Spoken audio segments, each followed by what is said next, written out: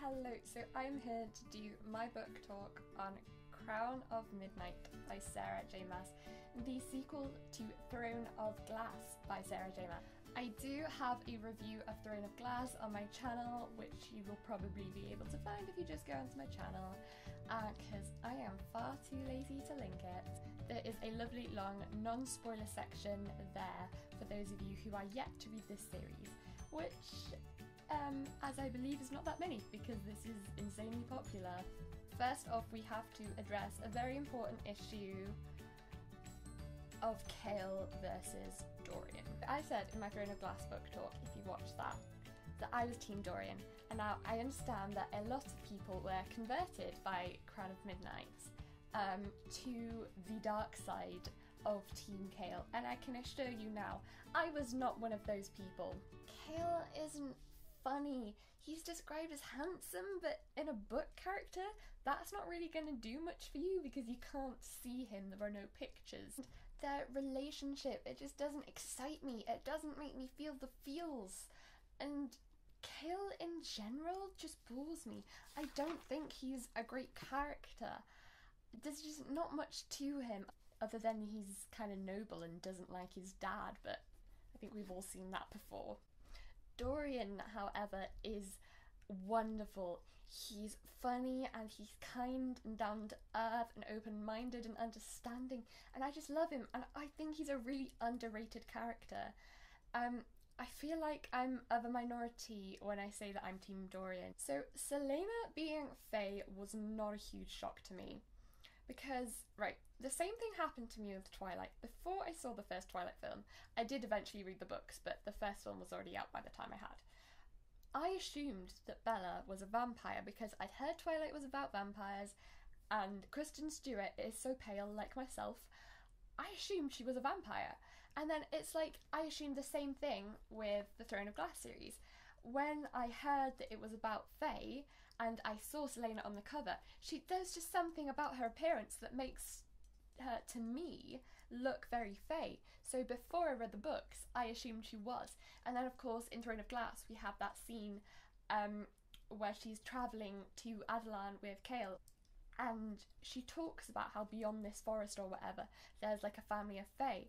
And I got the impression, because she knew so much about them, that she had a lot of involvement with them. Dorian's magic is cool though. I can't say I expected that. I love that Celaena knows about it. It really frustrates me when characters just keep things to themselves, which is why I hate Pretty Little Liars so much. I wish she'd gotten the chance to like introduce him to Mort so he could discover more about his powers. Maybe Dorian will discover himself in Heir of Fire. I haven't read it yet, so please don't tell me, but I hope Dorian and Chaol will go to find Celaena in Heir of Fire. I feel like they are in dire need of some adventures outside of the castle, if you get what I mean. I thought they would be outside of the castle by Crown of Midnight, but they're not yet. So hopefully they will be in Heir of Fire. I actually got a bit pissed with Chaol in this book. After Nymeia died and he was kidnapped and all that drama llama, he was all like, Celaena, she's not the person I thought she was. And I was just sat here like, excuse me, you didn't like it when she told you she wasn't killing the people she was hired to assassinate. And then when you find out she's killing other people, to save you I might add, you're all pissed with her. It's just like, she can't bloody win, can she? Like, it's one way or another. The Blondie song. Yes, Chaol. You know, just pick one. Make up your bloody mind. Also, Celaena is an assassin. She was orphaned at 8 years old. Her parents were brutally murdered, I might add. Then raised by a man who wasn't very good and taught her to be an assassin. And on top of all that, her best friend was just murdered. And you, Chaol, are partially responsible. Like, what the bloody hell did you expect? Of course she's going to be pissed with you. I, of course, liked the end of the book better because Dorian, I relate to him a lot. I love that scene where they were in Dorian's, like, room and she was all like, this is really messy, Dorian, don't you have servants? And he's like, well, yeah, but I don't let them tidy because I have a system, and it's like, it may not look tidy, but I know where everything is. And it's just like, I relate to you so much there, Dorian, because like, my mum comes into my room and she's like really stressed out by all the mess, and she's like, oh my god, it's so unorganized, Freya, like, let me clean it for you. And I was just like, no, don't, because like, don't, other people don't understand that I know where everything is, and that if they put it into their organized places, then I won't be able to find it, and it'll just mess me up big time. I remember my dad once moved my mouse to the other side of the desk, and it was just, oh, not good. I love Dorian. He's like never wanting to bother anyone. I mentioned that Dorian is very selfless.